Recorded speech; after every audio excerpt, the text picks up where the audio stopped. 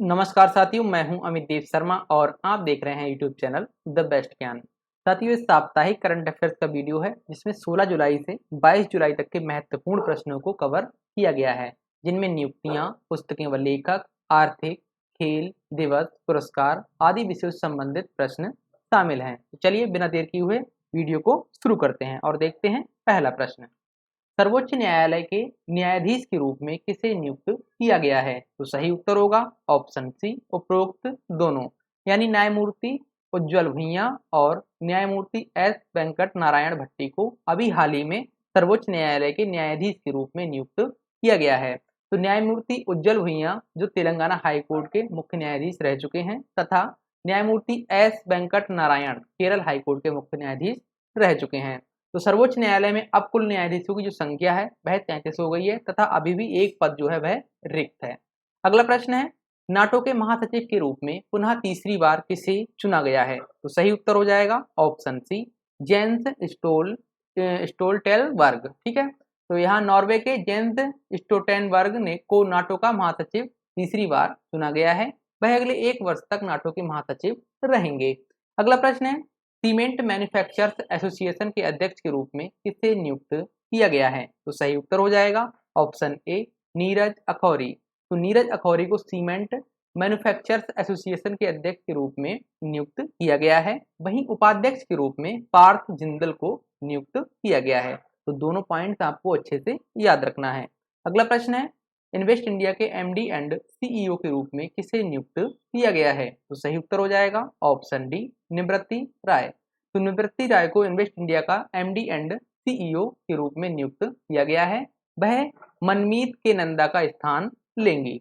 अगला प्रश्न है, रेलवे सुरक्षा बल यानी आरपीएफ के महानिदेशक के रूप में किसे नियुक्त किया गया है? तो यहाँ पर सही उत्तर हो जाएगा ऑप्शन ए, मनोज यादव। तो केंद्र सरकार द्वारा आईपीएस अधिकारी मनोज यादव को रेलवे सुरक्षा बल यानी आरपीएफ का महानिदेशक नियुक्त किया गया है।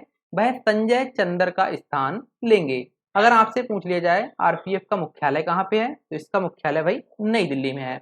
अगला प्रश्न है, भारतीय तटरक्षक बल के महानिदेशक के रूप में किसे नियुक्त किया गया है? तो सही उत्तर हो जाएगा ऑप्शन ए, राकेश पाल।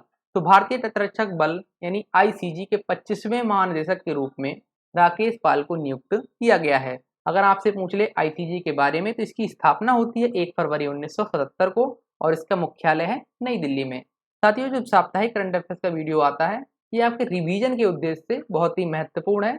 आधे घंटे में हम पूरे सप्ताह भर के जो प्रश्न होते हैं सभी को रिवाइज करवा देते हैं, वो भी व्याख्या सहित। तो इस वीडियो को स्किप ना किया करें, प्रत्येक सप्ताह देख लिया करें। चलिए आगे बढ़ते हैं। तो न्यायमूर्ति आलोक आराधे को किस राज्य के उच्च न्यायालय का मुख्य न्यायाधीश नियुक्त किया गया है? तो यहाँ पर सही उत्तर हो जाएगा ऑप्शन बी, तेलंगाना। तो राष्ट्रपति द्वारा हाल ही में 4 उच्च न्यायालयों में नए मुख्य न्यायाधीश की नियुक्ति की गई है जो निम्न है। जैसे तेलंगाना जो उच्च न्यायालय है वहां पर आलोक आराधे को मुख्य न्यायाधीश नियुक्त किया गया है। वहीं गुजरात के सुनीता अग्रवाल बनी है मुख्य न्यायाधीश और उड़ीसा में सुभाषिष तालपात्रा मुख्य न्यायाधीश बने हैं। वहीं केरल उच्च न्यायालय में आशीष जितेंद्र देसाई मुख्य न्यायाधीश बने हैं। साथियों, आपको एक बात बता दूं जो कि काफी महत्वपूर्ण है। जो सुनीता अग्रवाल हैं गुजरात उच्च न्यायालय की मुख्य न्यायाधीश, ये सभी उच्च न्यायालयों में मात्र एक महिला मुख्य न्यायाधीश हैं। ये पॉइंट अच्छे से याद रखिएगा। कहाँ है? तो ये गुजरात उच्च न्यायालय में है। ठीक है, अगला प्रश्न है, नोएडा प्राधिकरण के सीईओ के रूप में हाल ही में किसे नियुक्त किया गया है? तो सही उत्तर हो जाएगा ऑप्शन बी, लोकेश एम। तो लोकेश एम को नोएडा प्राधिकरण का सीईओ नियुक्त किया गया है जो रितु माहेश्वरी का स्थान लेंगे। अगला प्रश्न है, जीवन बीमा निगम एमडी के रूप में किसे नियुक्त किया गया है? तो सही उत्तर हो जाएगा ऑप्शन ए, सतपाल भानु। तो केंद्र सरकार द्वारा सतपाल भानु को जीवन बीमा निगम का प्रबंध निदेशक यानी एमडी नियुक्त किया गया है। वह सिद्धार्थ मोहंती का स्थान लेंगे। अगर आपसे पूछ ले एलआईसी के बारे में, तो इसकी स्थापना होती है 1 सितंबर 1956 को और इसका मुख्यालय मुंबई महाराष्ट्र में है। अगला प्रश्न है, संदीप चक्रवर्ती को किस देश में भारत का अगला राजदूत नियुक्त किया गया है? तो सही उत्तर हो जाएगा ऑप्शन बी, इंडोनेशिया। तो आईएफएस अधिकारी संदीप चक्रवर्ती को इंडोनेशिया में भारत का अगला राजदूत नियुक्त किया गया है। साथियों, अगर आपसे पूछ ले इंडोनेशिया के बारे में, तो इसकी राजधानी जकार्ता है, मुद्रा है इंडोनेशियाई रुपया और राष्ट्रपति हैं जोको विडोडो। अगला प्रश्न है, न्यायमूर्ति सुनीता अग्रवाल को किस राज्य के उच्च न्यायालय का मुख्य न्यायाधीश नियुक्त किया गया है? जैसा कि इस प्रश्न का उत्तर आपको पता होगा कि अभी मैंने कुछ देर पहले इसे बता दिया है। तो सही उत्तर हो जाएगा ऑप्शन डी, गुजरात का। तो ये जो न्यायमूर्ति सुनीता अग्रवाल हैं, ये भारत के सभी उच्च न्यायालयों में एकमात्र महिला मुख्य न्यायाधीश हैं। ठीक है, ये पॉइंट अच्छे से याद रखिएगा। अगला प्रश्न है, अंतर्राष्ट्रीय एनी पुरस्कार 2023 हाल ही में किसने जीता है? तो सही उत्तर हो जाएगा ऑप्शन ए, टी प्रदीप। तो आईआईटी मद्रास के प्रोफेसर थलपिल प्रदीप ने नैनो स्केल सामग्रियों का उपयोग करके किफायती और सतत स्वच्छ पानी उपलब्ध कराने के काम आने के लिए अंतर्राष्ट्रीय एनी अवार्ड जीता है। उन्हें पुरस्कार इटली के राष्ट्रपति सर्जियो मट्टेरेला द्वारा प्रदान किया जाएगा। अगला प्रश्न है, भारतीय मूल की किस स्कूली छात्रा ने ब्रिटेन के प्रधानमंत्री का पॉइंट ऑफ लाइट पुरस्कार जीता है? तो सही उत्तर होगा ऑप्शन ए, मोक्ष राय ने। तो भारतीय मूल की ब्रिटिश छात्रा मोक्ष राय ने ब्रिटेन के प्रधानमंत्री का पॉइंट ऑफ लाइट पुरस्कार जीत लिया है। तो अगला प्रश्न है, हाल ही में जारी हेनले पासपोर्ट इंडेक्स 2023 में भारत कौन से स्थान पर रहा है? तो सही उत्तर होगा ऑप्शन सी, 80वें स्थान पे। तो हेनले पासपोर्ट इंडेक्स 2023 में भारत 80वें स्थान पर रहा है। वहीं शीर्ष स्थान पर आपका सिंगापुर रहा है। अगर साथियों आपको बता दूं, इससे पहले जो इंडेक्स जारी किया गया था उसमें शीर्ष स्थान पर आपका जापान था, और वहीं अपना देश जो भारत है वह 85वें स्थान पर था, जो कि यह वर्तमान में 80वें स्थान पर आ गया है। यानी हमारा जो पासपोर्ट है उसकी वैल्यू अब बढ़ गई है। तो सिंगापुर ने 5 साल से शीर्ष पर रहे जापान को पछाड़कर शीर्ष स्थान हासिल किया है। ये पॉइंट अच्छे से याद रखिएगा। अगला प्रश्न है, बहुराष्ट्रीय समुद्री सुरक्षा अभ्यास ऑपरेशन सदर्न रेडिनेस 2023 किस देश में आयोजित हुआ? तो सही उत्तर होगा ऑप्शन सी, सेशेल्स गणराज्य में। तो सेशेल्स में इस अभ्यास का आयोजन 10 से 12 जुलाई के दौरान हुआ, जिसमें भारतीय युद्धपोत आईएनएस सुनैना ने भाग लिया। अगला प्रश्न है, प्रश्न से पहले साथियों आपको बता दूं, हर वीडियो की तरह बताता हूं कि करंट अफेयर मेंबरशिप प्रोग्राम हमारी टीम द्वारा चलाया जा रहा है। इसमें आप प्राप्त कर सकते हैं डेली करंट अफेयर व्याख्या सहित जीके और भी बहुत कुछ। ठीक है, तो इसका जो लिंक है वह डिस्क्रिप्शन में मौजूद है, वहां से आप चेक कर सकते हैं। फीस बहुत ही मामूली है, 1 साल के लिए 199 रुपए। वहीं आपको बता दूं कि जून 2023 की करंट अफेयर मासिक पत्रिका है, यानी ई बुक हम लोग पीडीएफ प्रोवाइड कराते हैं, तो वो वेबसाइट पर अपलोड कर दी गई है, वहां से आप परचेज कर सकते हैं। लिंक डिस्क्रिप्शन में मौजूद है। तो चलिए बढ़ते हैं आगे और देखते हैं अगला प्रश्न। तो प्रश्न है, भारत और किस देश के मध्य नोमैडिक एलिफेंट नामक सैन्य अभ्यास का आयोजन किया जा रहा है? तो सही उत्तर हो जाएगा ऑप्शन बी, मंगोलिया। तो मंगोलिया के उलान बटोर में नोमैडिक एलिफेंट नामक सैन्य अभ्यास 17 जुलाई से को शुरू हुआ, जो 31 जुलाई 2023 तक आयोजित होगा। अगर आपसे पूछ ले मंगोलिया के बारे में, तो राजधानी बताएंगे उलान बटोर में है, और मुद्रा टैग्रोग है, और यहाँ के राष्ट्रपति हैं उखनागी खुरेलसुख। ठीक है, अगला प्रश्न है, इंडिया मोबाइल कांग्रेस 2023 का आयोजन हाल ही में कहाँ किया जाएगा? तो सही उत्तर होगा ऑप्शन ए, नई दिल्ली में। तो नई दिल्ली के प्रगति मैदान में इंडिया मोबाइल कांग्रेस 2023 के 7वें संस्करण का आयोजन 27 से 29 अक्टूबर 2023 के दौरान किया जाएगा। अगर आपसे थीम पूछ ले, तो थीम है ग्लोबल डिजिटल इनोवेशन।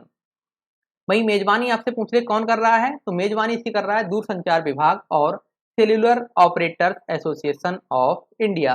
नोट में अगर आप देखें तो आईएमसी के जो पहला संस्करण था उसका आयोजन जो है वह वर्ष 2017 में किया गया था। इसका इंडिया मोबाइल कांग्रेस कांग्रेस का जो पहले संस्करण का आयोजन था वह वर्ष 2017 में किया गया था। ये अच्छे से याद रखिएगा। साथियों, अगर वीडियो आपको जरा सा भी इंपॉर्टेंट लगता है तो इसे लाइक जरूर कर दीजिएगा और अपने दोस्तों के साथ शेयर करना मत भूलिएगा। और आपका कोई भी अगर सुझाव है तो हमें कमेंट करके जरूर से बताएं। ठीक है, अगला प्रश्न है, ग्लोबल मैरीटाइम इंडिया समिट 2023 का आयोजन हाल ही में कहाँ होगा? तो सही उत्तर होगा ऑप्शन डी, नई दिल्ली में। तो नई दिल्ली में 17 से 19 अक्टूबर 2023 को प्रगति मैदान में इस बैठक का आयोजन होगा। ठीक है, अच्छे से याद रखिएगा। अगला प्रश्न है, पैरा एथलेटिक्स विश्व चैंपियनशिप 2023 में निषाद कुमार ने कौन सा पदक जीता है? तो सही उत्तर होगा ऑप्शन ए, रजत पदक। अगला प्रश्न है, ग्रैंड स्लैम विंबलडन 2023 में पुरुष एकल का खिताब किसने जीता है? तो सही उत्तर हो जाएगा ऑप्शन बी, कार्लोस अल्कराज। तो कार्लोस अल्कराज जो कि स्पेन के हैं, ये अच्छे से याद रखिएगा किस देश के हैं, तो ये स्पेन के हैं, ने नोवाक जोकोविच को हराकर विंबलडन 2023 में पुरुष एकल का खिताब जीत लिया है। यह उनका पहला विंबलडन खिताब है। ये पॉइंट भी अच्छे से याद रखिएगा। अगला प्रश्न है, ग्रैंड स्लैम विंबलडन 2023 में महिला एकल का खिताब किसने जीता है? तो सही उत्तर हो जाएगा ऑप्शन ए, मार्केटा बोंड्रोसोवा। तो मार्केटा बोंड्रोसोवा जो कि चेक गणराज्य के हैं ने ओस जेबियो जो कि ट्यूनिसिया को हराकर विंबलडन 2023 में महिला एकल का खिताब जीत लिया है। साथ ही एक चीज आप अच्छे से याद रखिए, जो भी खिलाड़ी हैं वह किस देश के हैं, ये पॉइंट जरूर से याद करा करिए या इसे कहीं नोट कर लिया करिए। ठीक है, तो अगला प्रश्न है, बीसीसीआई द्वारा 19वें एशियाई खेलों में पुरुष टी20 स्पर्धा के लिए भारतीय क्रिकेट टीम का कप्तान किसे बनाया गया है? तो सही उत्तर हो जाएगा ऑप्शन ए, ऋतुराज गायकवाड़। तो ऋतुराज गायकवाड़ को बीसीसीआई ने एशियाई खेलों में पुरुष टी20 स्पर्धा के लिए क्या चुना है? भारतीय टीम का कप्तान। अच्छे से याद रखने की आवश्यकता है। अगला प्रश्न है, बीसीसीआई द्वारा 19वें एशियाई खेलों में महिला टी20 स्पर्धा के लिए भारतीय क्रिकेट टीम का कप्तान किसे बनाया गया है? तो सही उत्तर हो जाएगा ऑप्शन बी, हरमनप्रीत कौर। तो इस क्वेश्चन को भी अच्छे से याद रखिएगा। अगला प्रश्न है, एशियाई एथलेटिक्स चैंपियनशिप 2023 में महिलाओं की 100 मीटर बाधा दौड़ में ज्योति याराजी ने कौन सा पदक जीता है? तो सही उत्तर होगा ऑप्शन ए, स्वर्ण पदक। अगला प्रश्न है, एशियाई एथलेटिक्स चैंपियनशिप 2023 में पुरुषों की ट्रिपल जंप में अब्दुल्ला अबूबकर ने कौन सा पदक जीता है? तो सही उत्तर होगा ऑप्शन ए, स्वर्ण पदक। अगला प्रश्न है, एशियाई एथलेटिक्स चैंपियनशिप 2023 में महिलाओं की 3000 मीटर स्टीपल चेंज दौड़ में पारुल चौधरी ने कौन सा पदक जीता है? तो स्वर्ण पदक इन्होंने भी जीता है। अगला प्रश्न है, एशियाई एथलेटिक्स चैंपियनशिप 2023 में पुरुषों की 1500 मीटर दौड़ में अजय कुमार सरोज ने कौन सा पदक जीता है? तो इसका प्रश्न का उत्तर जो होगा वह ऑप्शन ए, स्वर्ण पदक होगा। साथियों, जो 4 प्रश्न आपको एक जैसे देखने को मिले होंगे, ऐसे मतलब एक साथ एक जैसे प्रश्न मिलने पे आप लोग बोर होने लगते हैं, तो इसकी जो व्याख्या है उसे ध्यान से सुनिएगा। तो एशियाई एथलेटिक्स चैंपियनशिप का आयोजन 12 से 16 जुलाई 2023 के दौरान बैंकॉक, थाईलैंड में किया गया। इस चैंपियनशिप में भारत ने 27 पदक जीते, जिनमें 6 स्वर्ण पदक, 12 रजत पदक तथा 9 कांस्य पदक शामिल हैं।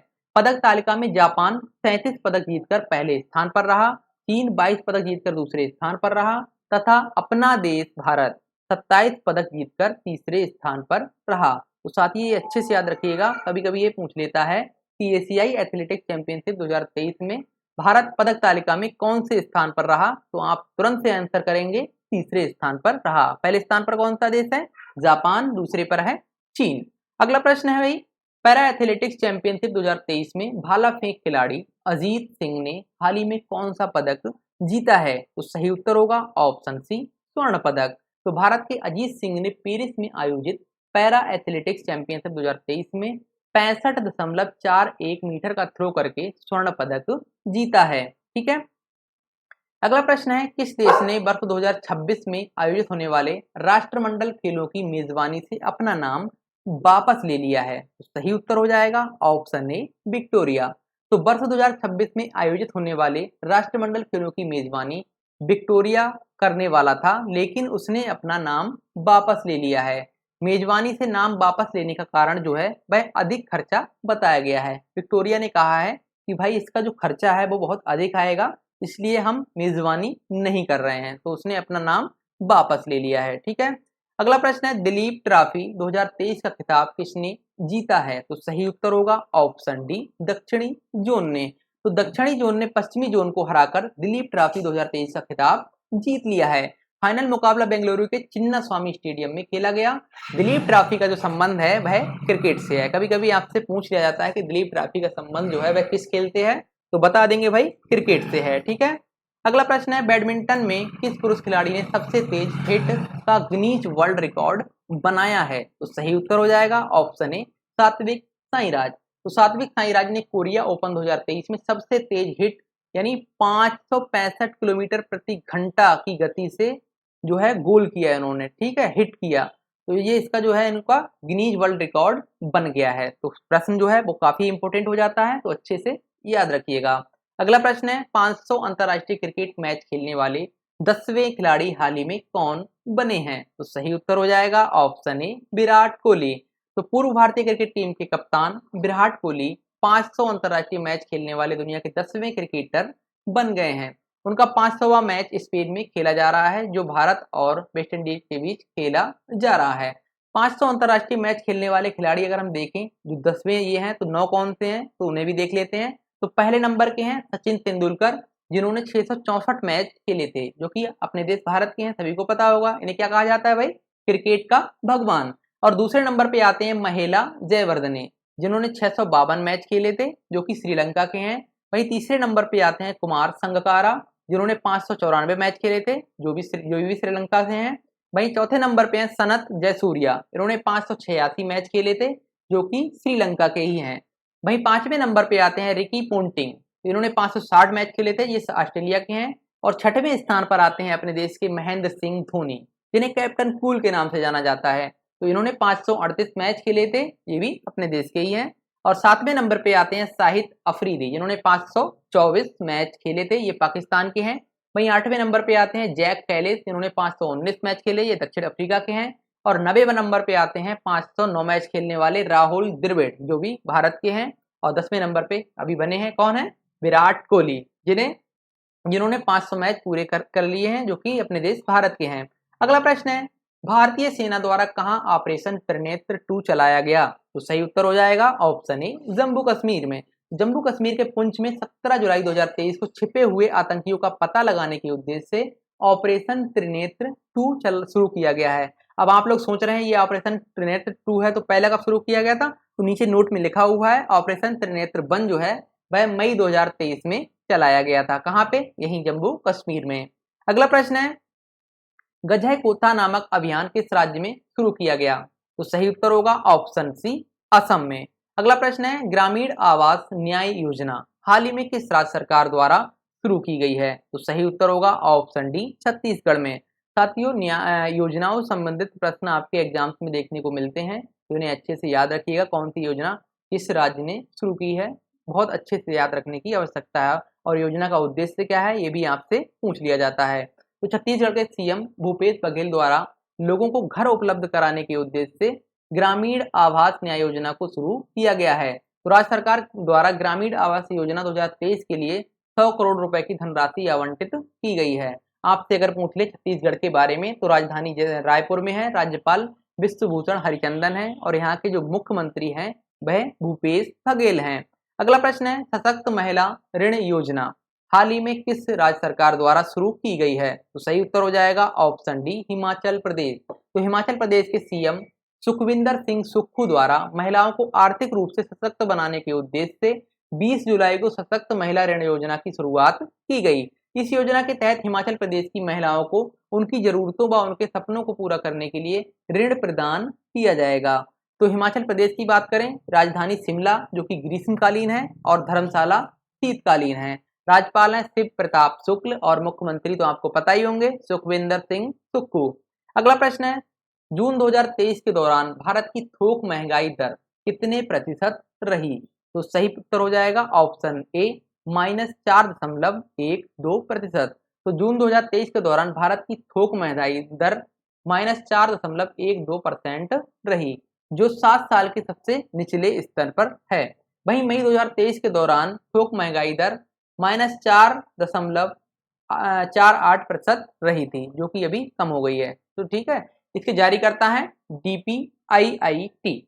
अगला प्रश्न है, एडीबी ने चालू वित्त वर्ष 2023-24 में भारत की आर्थिक वृद्धि दर कितने प्रतिशत रहने का अनुमान लगाया है? तो सही उत्तर हो जाएगा ऑप्शन ए, 6.4%। तो एशियाई विकास बैंक ने चालू वित्त वर्ष 2023-24 में भारत की आर्थिक वृद्धि दर के अपने पूर्वानुमान 6.4% को स्थिर रखा है। इसका मतलब यह है, जो एडीबी ने इससे पहले जो पूर्वानुमान लगाया था वो भी 6.4% का ही था, इसे अभी स्थिर रखा गया है एडीबी द्वारा। अगर बात करें एडीबी की, इसकी स्थापना होती है 19 दिसंबर 1966 को। मुख्यालय कहाँ पे है? मनीला, फिलीपींस में। अगला प्रश्न है, निम्न में से कौन सा बैंक डिजिटल रुपए को यूपीआई क्यूआर कोड से जोड़ने वाला देश का पहला बैंक बना है? तो सही उत्तर होगा ऑप्शन बी, HDFC बैंक।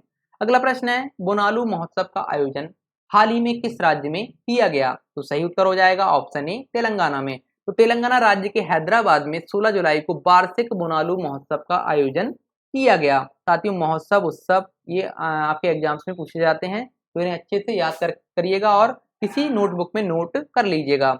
अगला प्रश्न है, हरेला पर्व हाल ही में किस राज्य में मनाया गया? तो सही उत्तर हो जाएगा ऑप्शन बी, उत्तराखंड में। तो उत्तराखंड राज्य में 17 जुलाई को हरेला पर्व का आयोजन किया गया। यह पर्व हरियाली एवं समृद्धि का प्रतीक है। अगर बात करें उत्तराखंड की, राजधानी देहरादून जो कि शीतकालीन है और गैरसैंण जो है वो ग्रीष्मकालीन है। राज्यपाल गुरमीत सिंह हैं और वहीं मुख्यमंत्री जो है वह पुष्कर सिंह धामी हैं। साथियों, हरेला पर्व से आपको एक याद आता होगा हरेली त्योहार, ठीक है, ये छत्तीसगढ़ में मनाया जाता है, तो इसे भी अच्छे से याद रखिएगा। अगला प्रश्न है, सचिन चराई महोत्सव हाल ही में किस राज्य में मनाया गया? तो सही उत्तर होगा ऑप्शन बी, अरुणाचल प्रदेश में। तो अरुणाचल प्रदेश के में 14 से 15 जुलाई को सचिन चराई महोत्सव मनाया गया। तो राज्य के तवांग क्षेत्र के स्थानीय चरवाहों ने यह महोत्सव मनाया। अगर बात करें अरुणाचल प्रदेश की, राजधानी ईटानगर है, राज्यपाल हैं कैवल्य त्रिविक्रम परनाइक और मुख्यमंत्री है पेमा खांडू। अगला प्रश्न है, किस देश द्वारा computer operating system open Kaelin 1.0 launch किया गया है? तो सही उत्तर होगा ऑप्शन डी, चीन ने। तो चीन ने इस ऑपरेटिंग सिस्टम को लॉन्च किया है, ठीक है। तो इसका जो व्याख्या है साथी वो थोड़ा गलत दे दिया गया है, तो इस व्याख्या को आप नजरअंदाज करें। तो याद रखिएगा, जो ऑपरेटिंग सिस्टम ओपन काइलिन है 1.0 ये चीन द्वारा लॉन्च किया गया है। इसे ये माइक्रोसॉफ्ट का जो सॉफ्टवेयर है ऑपरेटिंग सिस्टम उसे टक्कर देने के लिए, ठीक है। अगला प्रश्न है, India rising memoir of a scientist नामक पुस्तक हाल ही में किसके द्वारा लिखी गई है? तो सही उत्तर होगा ऑप्शन सी, उपरोक्त दोनों। तो आर चिदम्बरम और सुरेश गंगोत्रा ने इस पुस्तक को लिखा है जिसका नाम है India rising memoir of a scientist, ठीक है। अगला प्रश्न है, ए फूल्स जर्नी नामक पुस्तक हाल ही में किसके द्वारा लिखी गई है? तो सही उत्तर होगा ऑप्शन बी, सारिका भारद्वाज। तो सारिका भारद्वाज ने इस पुस्तक को लिखा है। साथियों, पुस्तक और लेखक काफी एग्जाम पूछे जाते हैं, तो आप जरूर से याद रखिएगा इन्हें, ठीक है। ऐसे प्रश्न गलत नहीं होने चाहिए। अगला प्रश्न है, tree and serpent early Buddhist art in India नामक पुस्तक हाल ही में किसके द्वारा लिखी गई है? तो सही उत्तर होगा ऑप्शन ए, जॉन गाई द्वारा। अगला प्रश्न है, through the broken glass an autobiography नामक पुस्तक हाल ही में किसके द्वारा लिखी गई है? तो सही उत्तर होगा ऑप्शन बी, टी.एन. शेषन। तो पूर्व मुख्य चुनाव आयुक्त शेषन द्वारा इस पुस्तक को लिखा गया है। वह 1990 से 1995 तक भारत के मुख्य चुनाव आयुक्त रहे थे, अच्छे से याद रखिएगा। अगला प्रश्न है, रॉक प्रकाश नामक पुस्तक हाल ही में किसके द्वारा लिखी गई है? तो सही उत्तर होगा option C, doctor Om Prakash Kaul द्वारा। अगला प्रश्न है, किस देश द्वारा दुनिया का पहला मीथेन लिक्विड ऑक्सीजन संचालित रॉकेट लॉन्च किया गया है? तो सही उत्तर होगा ऑप्शन ए, चाइना यानी चीन।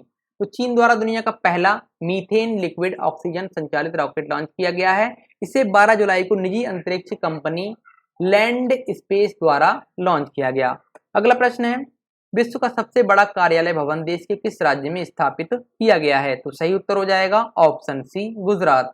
तो अमेरिका के पेंटागन को पछाड़कर भारत के गुजरात के सूरत में नवनिर्मित सूरत डायमंड बोर्स दुनिया का सबसे बड़ा कार्यालय भवन बन गया है। यह 15 मंजिला इमारत है जो 35 एकड़ भूमि में फैली हुई है। अगला प्रश्न है, भारत की पहली सैटेलाइट नेटवर्क पोर्टल साइट कहाँ स्थापित की जाएगी? तो सही उत्तर होगा ऑप्शन ए, गुजरात में। तो गुजरात के मेहसाणा में देश की पहली सैटेलाइट नेटवर्क साइट स्थापित की जाएगी। इसके लिए विज्ञान और प्रौद्योगिकी विभाग ने लंदन स्थित कंपनी OneWeb के समझौता ज्ञापन पर हस्ताक्षर किए हैं। अगला प्रश्न है, नॉर्थ चैनल को पार करने वाले दुनिया के सबसे कम उम्र के व्यक्ति हाल ही में कौन बन गए हैं? तो सही उत्तर होगा ऑप्शन ए, अंशुमन झिंगरन। तो अंशुमन झिंगरन ने 18 वर्ष 125 दिन की उम्र में नॉर्थ चैनल को पार किया है। उन्होंने गिनीज ऑफ वर्ल्ड रिकॉर्ड्स में जगह बनाने के लिए क्वालिफाई कर लिया है। वह नवी मुंबई से हैं, अच्छे से याद रखिएगा कहाँ से हैं, नवी मुंबई से। अगला प्रश्न है, देश के किस आईआईटी का कैंपस अबू धाबी में खोला जाएगा? तो सही उत्तर होगा ऑप्शन सी, आईआईटी दिल्ली। तो आईआईटी दिल्ली का कैंपस अबू धाबी में खोलने के लिए भारत और संयुक्त अरब अमीरात के बीच एक समझौते पर हस्ताक्षर किए गए हैं। देश से बाहर पहला आईआईटी कैंपस आपसे पूछ लिया जाए तो साथियों तुरंत बताएंगे, तंजानिया के जांजिबार में आईआईटी मद्रास द्वारा स्थापित किया जा रहा है। और ये जो आईआईटी दिल्ली का जो कैंपस बनेगा आपके अबू धाबी में, ये दूसरा होगा देश के बाहर कैंपस, ठीक है। तो अच्छे से याद रखने की आवश्यकता है। ऐसे प्रश्न आपके एग्जाम्स में बन सकते हैं। अगला प्रश्न है, निम्न में से किस देश में हाल ही में ग्लोबल क्राइसिस रिस्पॉन्स ग्रुप की सदस्यता ग्रहण की है? तो सही उत्तर होगा ऑप्शन बी, भारत ने। तो भारत ने अभी हाल ही में ग्लोबल क्राइसिस रिस्पॉन्स ग्रुप की सदस्यता को ग्रहण किया है। अगला प्रश्न है, किस राज्य के आथुर पान के पत्तों को हाल ही में जीआई टैग प्रदान किया गया है? तो सही उत्तर होगा ऑप्शन बी, तमिलनाडु। तो तमिलनाडु के थुथुकुडी जिले के आतूर पान के पत्तों को जीआई टैग प्रदान किया गया है। तो साथियों, जीआई टैग से संबंधित प्रश्नों को अच्छे से याद रखिएगा साथियों, ठीक है, क्योंकि ये काफी महत्वपूर्ण है। अगला प्रश्न है, महाराष्ट्र में कहा पीएम मित्रा टेक्सटाइल पार्क हाल ही में लॉन्च किया गया है? तो सही उत्तर होगा ऑप्शन ए, अमरावती। तो महाराष्ट्र के अमरावती में मुख्यमंत्री एकनाथ शिंदे द्वारा पीएम मित्रा टेक्सटाइल पार्क को लॉन्च किया गया। अगर आपसे पूछ ले महाराष्ट्र राज्य के बारे में, राजधानी मुंबई में है और इसके राज्यपाल रमेश बैस हैं और यहाँ के मुख्यमंत्री हैं एकनाथ शिंदे। अगला प्रश्न है, देश की कौन सी कंपनी यूनाइटेड किंगडम में ईवी बैटरी फैक्ट्री स्थापित करेगी? तो सही उत्तर हो जाएगा ऑप्शन बी, टाटा सन्स। तो टाटा सन्स द्वारा यूनाइटेड किंगडम में इलेक्ट्रॉनिक व्हीकल की बैटरी की फैक्ट्री स्थापित की जाएगी। टाटा समूह द्वारा 19 जुलाई 2023 को इसकी घोषणा की गई। इसके लिए 42,500 करोड़ रुपए का निवेश किया जाएगा। अगला प्रश्न है, वर्ष 2024 में 69वें फिल्म फेयर पुरस्कारों की मेजबानी किस राज्य द्वारा की जाएगी? तो सही उत्तर होगा ऑप्शन बी, गुजरात। तो वर्ष 2024 में फिल्म फेयर पुरस्कारों के 69वें संस्करण की मेजबानी गुजरात द्वारा की जाएगी। गुजरात पहली बार फिल्म फेयर पुरस्कारों की मेजबानी करेगा। अगर आपसे पूछ रहे 68वें फिल्म फेयर पुरस्कारों की मेजबानी किसके द्वारा की गई, तो इसकी जो मेजबानी है वह महाराष्ट्र राज्य द्वारा की गई, यानी मुंबई में इसका आयोजन किया गया था। इसका आयोजन अप्रैल 2023 के दौरान हुआ था। अगला प्रश्न है, भारतीय रिजर्व बैंक द्वारा किस राज्य के यूनाइटेड इंडिया कोऑपरेटिव बैंक का लाइसेंस रद्द कर दिया गया है? तो सही उत्तर होगा ऑप्शन सी, उत्तर प्रदेश। तो भारतीय रिजर्व बैंक ने United India cooperative bank limited Bijnor का लाइसेंस रद्द कर दिया है। रद्द करने का कारण जो है वह बैंक के पास पर्याप्त पूंजी और कमाई की क्षमता का ना होना है, ठीक है। अगला प्रश्न है, अंतर्राष्ट्रीय न्याय दिवस किस तिथि को मनाया जाता है? तो सही उत्तर होगा ऑप्शन बी, 17 जुलाई को। साथियों, किसी भी एग्जाम को आप देने जाते हैं उसमें कम से कम एक दिवस का क्वेश्चन जरूर आपको देखने को मिलता है, तो दिवस अच्छे से याद रखिएगा। अगला प्रश्न है, अंतर्राष्ट्रीय नेल्सन मंडेला दिवस किस तिथि को मनाया जाता है? तो सही उत्तर होगा ऑप्शन ए, 18 जुलाई को। अगला प्रश्न है, विश्व सर्प दिवस किस तिथि को मनाया जाता है? तो यह दिवस जो है वह 16 जुलाई को मनाया जाता है। इकोसिस्टम में सर्प यानी सांपों के महत्व के बारे में जागरूकता बढ़ाने के उद्देश्य से प्रत्येक वर्ष 16 जुलाई को विश्व सर्प दिवस मनाया जाता है। अगला प्रश्न है, विश्व शतरंज दिवस किस तिथि को मनाया जाता है? तो इस प्रश्न का सही उत्तर होगा ऑप्शन बी, 20 जुलाई को। तो अंतर्राष्ट्रीय शतरंज महासंघ की स्थापना व शतरंज खिलाड़ियों के सम्मान करने के उपलक्ष्य में प्रत्येक वर्ष 20 जुलाई को विश्व शतरंज दिवस मनाया जाता है। अगर आपसे पूछ लिया अंतर्राष्ट्रीय शतरंज महासंघ के बारे में, तो इसकी स्थापना जो हुई थी वह 20 जुलाई 1924 को हुई थी।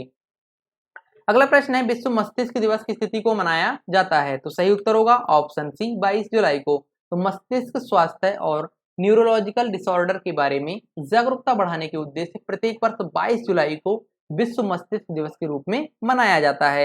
वर्ष 2023 की थीम आपसे पूछ ले तो बताएंगे, मस्तिष्क स्वास्थ्य और विकलांगता किसी को भी पीछे न छोड़ें, ठीक है। अगला प्रश्न है, अंतर्राष्ट्रीय चंद्रमा दिवस किस तिथि को मनाया जाता है? तो सही उत्तर होगा ऑप्शन ए, 20 जुलाई को। अगला प्रश्न है, ओमान चांडी का हाल ही में 79 वर्ष की उम्र में देहांत हो गया, वह किस राज्य के पूर्व मुख्यमंत्री थे? तो सही उत्तर हो जाएगा ऑप्शन बी, केरल। तो ये केरल के पूर्व मुख्यमंत्री रहे थे जिनका हाल ही में अभी देहांत हो गया। नाम क्या है? ओमन चांडी। अगला प्रश्न है, डॉक्टर मंगला नार्लिकर का हाल ही में देहांत हो गया, वह क्या थी? तो सही उत्तर होगा ऑप्शन ए, वह एक गणितज्ञ थी जिनका अभी हाल ही में देहांत हो गया। तो साथियों, आज की वीडियो में 67 महत्वपूर्ण प्रश्न थे जो कि मैंने काफी जल्दी करके आपको पूरा करवा दिया है। इसमें काफी टाइम आपका जो है वेस्ट नहीं हुआ होगा। तो प्रत्येक रविवार को आप इस वीडियो को देखा करें। आज वीडियो लेट हो गई थी इसलिए सोमवार को अपलोड की जा रही है। तो साथियों, ये वीडियो आपको कैसा लगा हमें कमेंट में जरूर बताएं। अगर अच्छा लगा हो लाइक और शेयर जरूर करें। बाकी चैनल पर अगर नए हैं चैनल को सब्सक्राइब कर लीजिए। और हर वीडियो की तरह इस वीडियो में भी वही कहूंगा कि स्वस्थ रहिए, मस्त रहिए और अपनी अपनी पढ़ाई में व्यस्त रहिए। मिलते हैं नेक्स्ट वीडियो में, तब तक के लिए नमस्कार, जय हिंद।